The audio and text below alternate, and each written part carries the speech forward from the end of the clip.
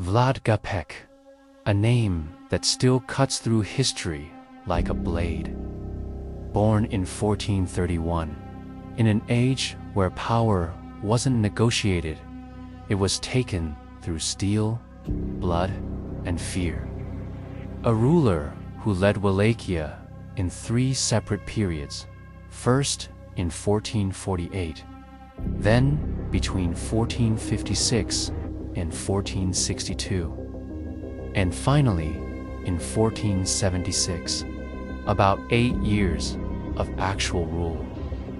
Not many, but enough to carve his presence deep into the memory of the world. His reign has 2 faces, one carved in light, the other drowned in shadow. The brighter face begins with his role as a defender of his land. In a century when the Ottoman Empire was swallowing everything in front of it, Vlad Țepeș stood like a blade between his country and the force rushing toward it.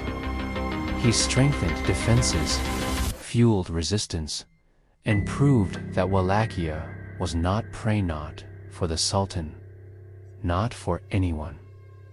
His second achievement, internal order, a harsh, unforgiving, merciless order. Nonetheless, Vlad Țepeș declared total war on corruption, theft, and crime. He wanted a land where law wasn't an idea, but a force, a presence, something you could feel in your spine and fear.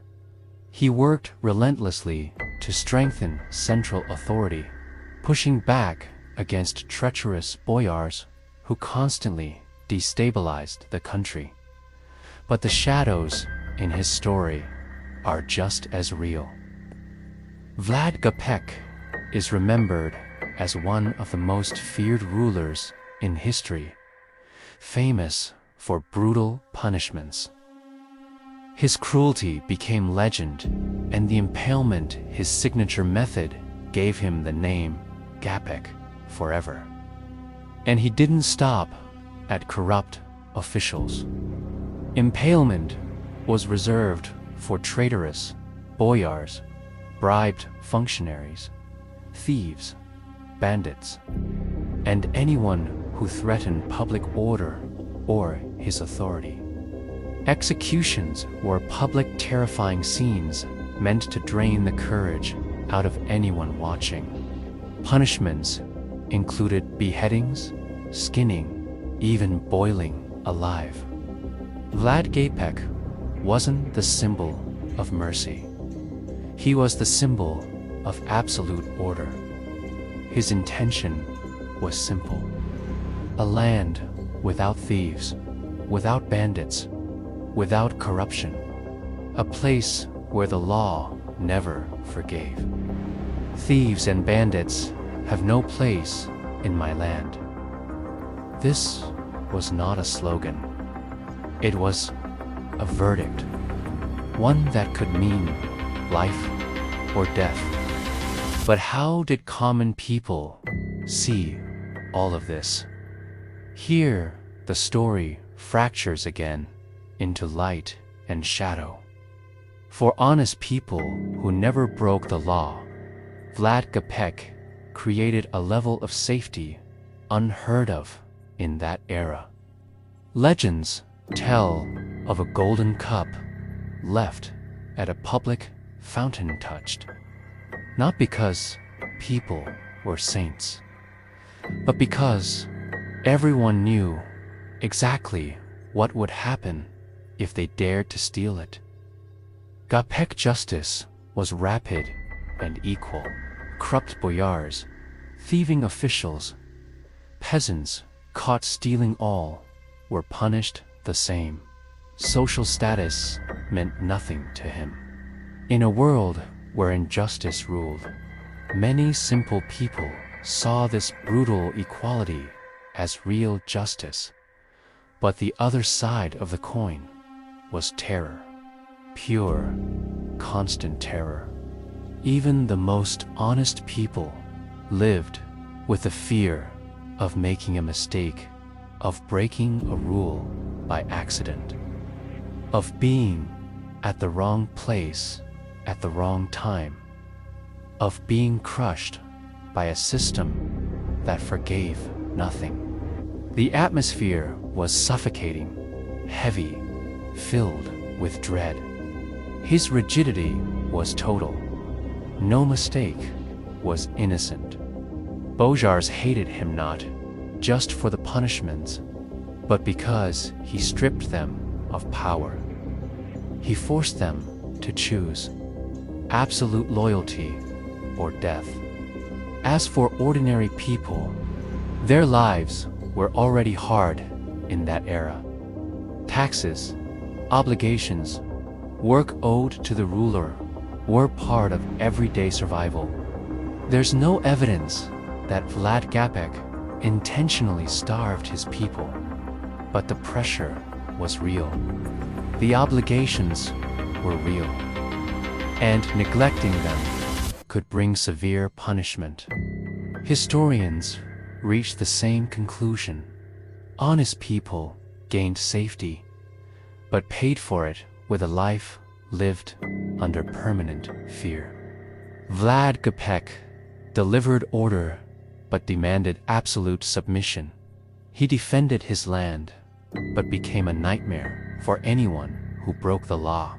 He was respected, feared, and hated all at once.